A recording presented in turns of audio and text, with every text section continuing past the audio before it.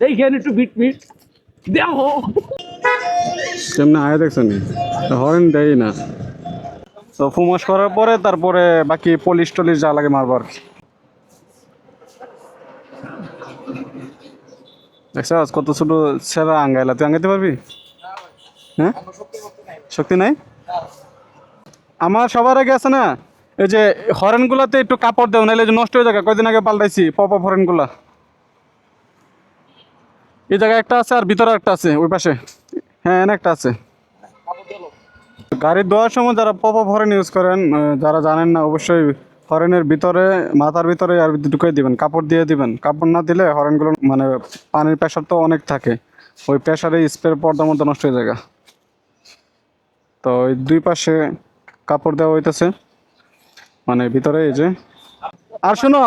চাকাগুলা ঘষা পারলে 1 ইঞ্চি ক্ষয় করে লইবা আর চেন মেন ভালো করে ওয়াশ করে দিও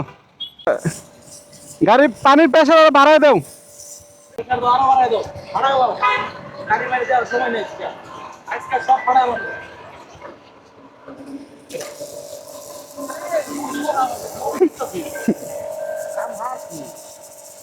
তো প্রেশার বাড়ায় চেনটা পরিষ্কার করা হইতেছে